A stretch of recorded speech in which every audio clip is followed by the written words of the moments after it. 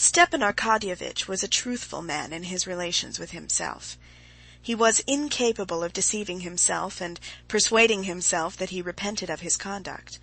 He could not at this date repent of the fact that he, a handsome, susceptible man of 34, was not in love with his wife, the mother of 5 living and 2 dead children, and only a year younger than himself. All he repented of was that he had not succeeded in hiding it better from his wife. But he felt all the difficulty of his position, and was sorry for his wife, his children, and himself.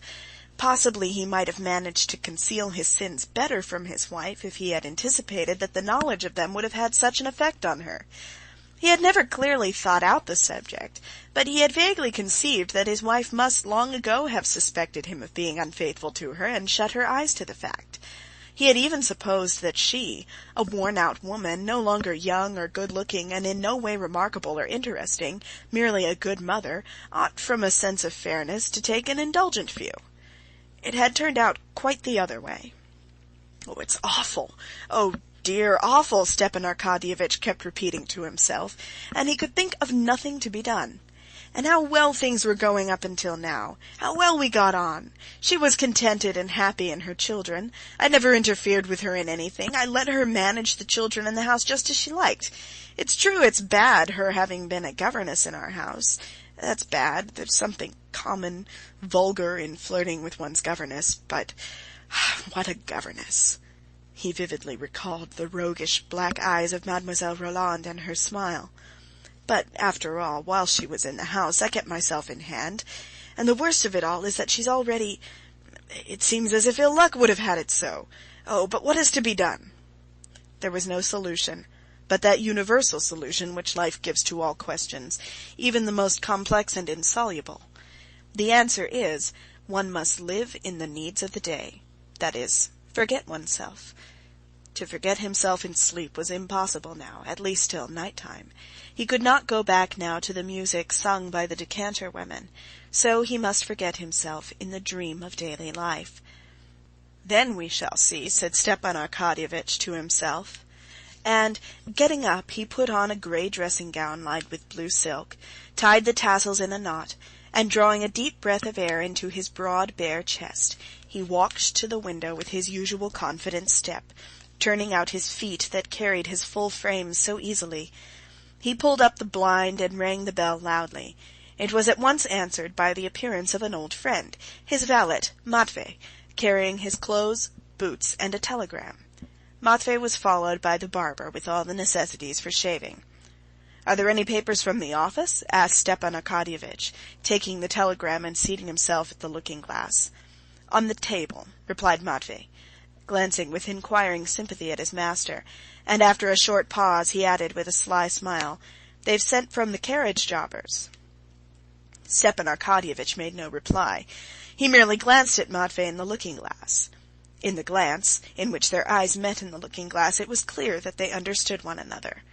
Stepan Arkadyevitch's eyes asked, "Why do you tell me that? Don't you know?" Matvey put his hands in his jacket pockets, thrust out one leg, and gazed silently, good-humouredly, with a faint smile, at his master. "I told them to come on Sunday, and till then not to trouble you or themselves for nothing," he said. He had obviously prepared the sentence beforehand. Stepan Arkadyevitch saw Matvey wanted to make a joke and attract attention to himself.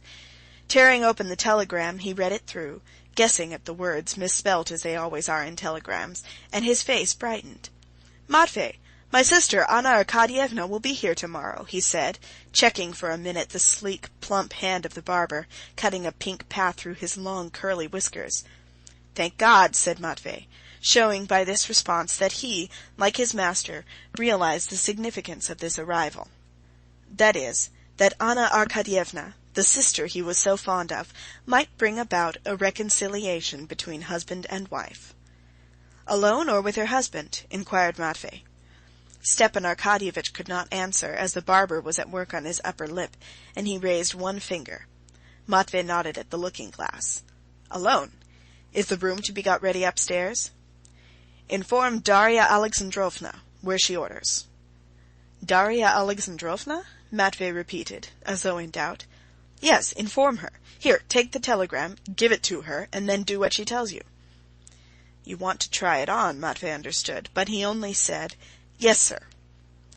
Stepan Arkadyevitch was already washed and combed and ready to be dressed when Matvey, stepping deliberately in his creaky boots, came back into the room with his telegram in his hand. The barber had gone. "Darya Alexandrovna told me to inform you that she's going away. Let him do, that is, you, as he likes," he said, laughing only with his eyes and putting his hands in his pockets. He watched his master with his head on one side. Stepan Arkadyevitch was silent a moment. Then a good-humoured and rather pitiful smile showed itself on his handsome face. "Eh, Matvey?" he said, shaking his head. "It's all right, sir. She will come round," said Matvey. "Come round?" "Yes, sir." "Do you think so? Who's there?" asked Stepan Arkadyevitch, hearing the rustle of a woman's dress at the door. "It's I," said a firm, pleasant woman's voice, and the stern, pock-marked face of Matrona Philimonovna, the nurse, was thrust in at the door. "Well, what is it, Matrona?" queried Stepan Arkadyevitch, getting up to her at the door.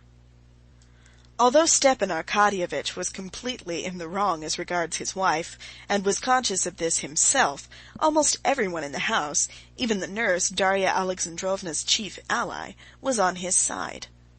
"Well, what now?" he asked disconsolately. "Go to her, sir. Own your fault again.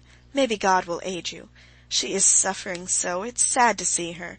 And besides, everything in this house is topsy-turvy. You must have pity, sir, on the children. Beg her forgiveness, sir. There's no help for it. One must take the consequences." "But she won't see me." "You do your part. God is merciful. Pray to God, sir. Pray to God." "Come, that'll do. You can go," said Stepan Arkadyevitch, blushing suddenly. "Well, now, do dress me." He turned to Matvey and threw off his dressing-gown decisively.